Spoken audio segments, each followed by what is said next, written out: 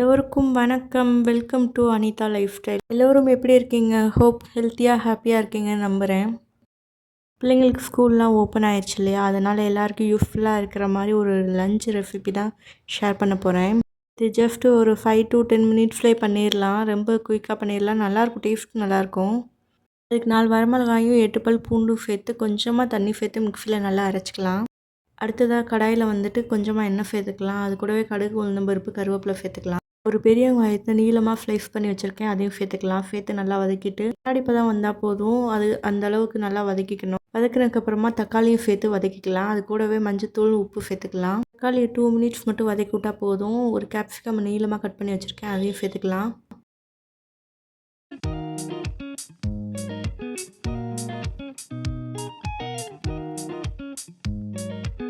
கேப்சிகமும் சேர்த்து ஒரு 2 நிமிஷம் மட்டும் வதக்கி விட்டால் போதும். அதுக்கப்புறமா நம்ம அரைச்சி வச்சுருக்கிற பேஸ்ட் இருக்குது இல்லையா, அதையும் இது கூட சேர்த்து நல்லா வதக்கணும்.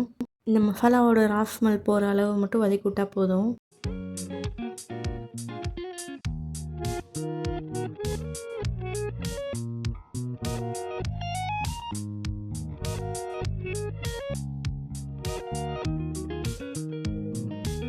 நான் பாஸ்மதி ரைஸை வந்து சால்ட்டு சேர்த்து உதிரியாக வேக வச்சு எடுத்து வச்சுருக்கேன். அது கூட சேர்த்து நல்லா மிக்ஸ் பண்ணிக்கலாம். டெய்லியும் பண்ணுற நார்மல் ரைஸ் கூட சேர்த்துக்கலாம். டேஸ்ட் நல்லா தான் இருக்கும்.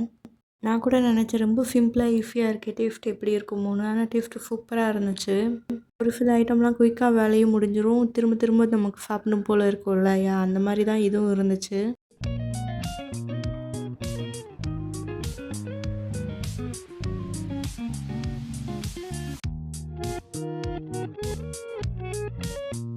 பாப்பா ஸ்கூல்லேருந்து வரக்குள்ளே ஈவினிங் ஏதாச்சும் ஸ்நாக்ஸ் பண்ணலான்னு அவள் தான் பண்ணிகிட்ருக்கேன்.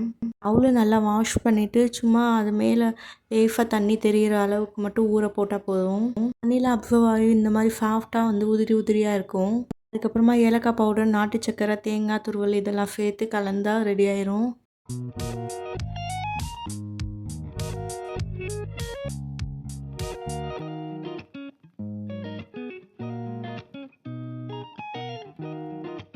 இதெல்லாம் சைல்ட்ஹுட் மெமரிஸ் மாதிரி. சின்ன வயசாக இருக்கும் போது இந்த மாதிரி ஹெல்த்தியாக அவல் பொரி, வறுத்த கடலை, உப்பு கடலை, கொலக்கட்டை, மாங்காய், நெல்லிக்காய், இலந்தம்பழம், பனங்கிழங்கு, அரிசியை வச்சு லட்டு பண்ணுவாங்க, பொரிகளாக லட்டு அப்படின்னு சொல்லிட்டு.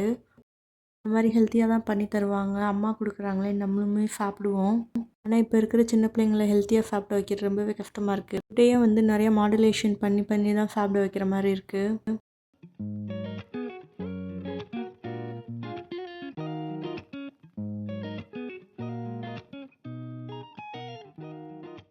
அப்படியே குட்டீஸுங்களுக்கெலாம் அவ்வளோ வந்து பவுலில் வச்சு கொடுத்தாச்சு.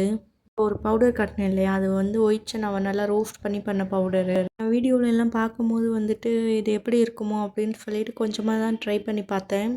சான்ஸே இல்லை, காஃபியோட டேஸ்ட் அப்படியே இருந்துச்சு. இந்த பவுடர் எப்படி மேக் பண்ணி காஃபி பண்ணுறதுன்னு வந்து ஷார்ட் வீடியோவில் உங்களுக்கு போடுறேன்.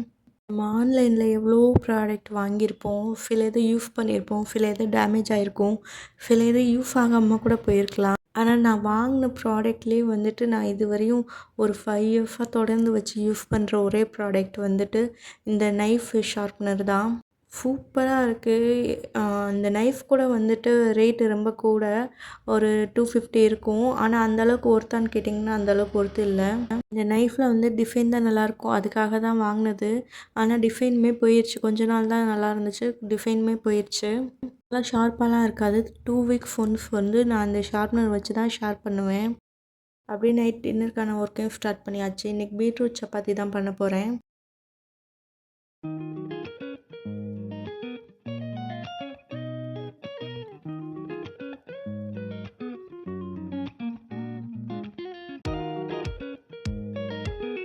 ½ kg சப்பாத்தி மாவுக்கு ½ kg பீட்ரூட் எடுத்திருக்கேன்.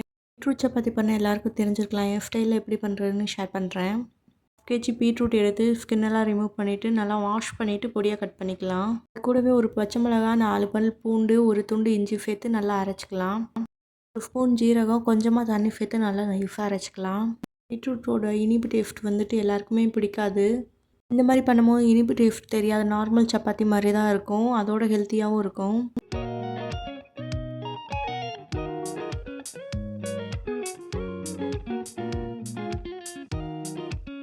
1/2 kg கோதுமை மாவில் தேவையான அளவு உப்பும் 2 ஸ்பூன் தயிரும் சேர்த்துக்கலாம். அரைச்சி எடுத்துகிட்டு வந்த பீட்ரூட் பேஸ்ட்டை வந்து அதில் சேர்த்து நல்லா பிணைஞ்சிக்கலாம். இதுக்கு தண்ணி தேவைப்படாது, தேவைப்பட்டால் கொஞ்சோண்டு சேர்த்துக்கலாம். தண்ணி எதுவுமே சேர்க்கல, எனக்கு கரெக்டான அளவில் இருந்துச்சு. நல்லா ஸ்மூத்தாக இருந்துச்சு. இது அப்படியே வந்து ஒரு 30 மினிட்ஸ் ரெஸ்ட்டு கொடுத்துடலாம்.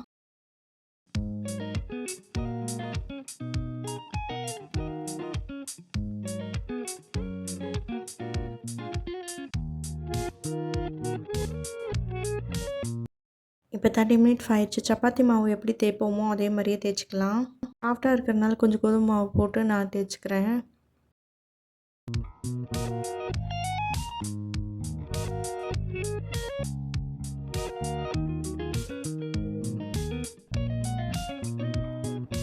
எல்லா சப்பாத்தியும் தேய்ச்சி வச்சுட்டுலாம் போட மாட்டேன். ஒரு 4 சப்பாத்தியை மட்டும் தேய்ச்சி வச்சுட்டு ஸ்டவ் ஆன் பண்ணிவிட்டு சப்பாத்தியை தேய்ச்சிக்கிட்டே பக்கத்தில் போட்டு எடுத்துருவேன்.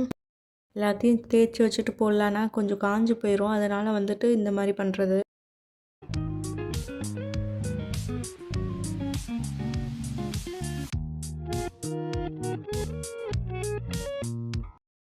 நார்மலாக எப்பயும் சப்பாத்தி போடுவோம் இல்லையா, அந்த மாதிரி போட்டு எடுத்துக்கலாம். மாவு பண்ணிடுறப்ப நம்ம ஆயில் எதுவுமே சேர்க்காதனால இப்போ வந்துட்டு நம்ம ஆயிலோ நெய்யோ எதுவும் சேர்த்துக்கலாம்.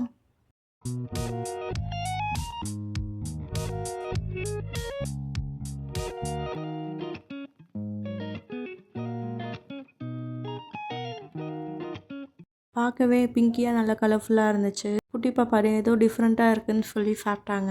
பெருசாக சைட் டிஷ் எதுவுமே தேவைப்படாது. நான் தயிர் மட்டும்தான் வச்சு எடுத்துக்கிட்டேன். மார்னிங்கே டிசைட் பண்ணிட்டனால வந்து தயிருக்கு வந்து உர ஊற்றி வச்சுருந்தேன். உருளைக்கிழங்கு மசாலா ஆஃப்டர்நூன் பண்ணது கொஞ்சம் இருந்துச்சு, அதையும் வச்சு எடுத்துக்கிட்டோம். இது வரைக்கும் இந்த வீடியோ பார்த்த எல்லாருக்குமே நன்றி. Keep supporting me. Thanks for வாட்சிங்.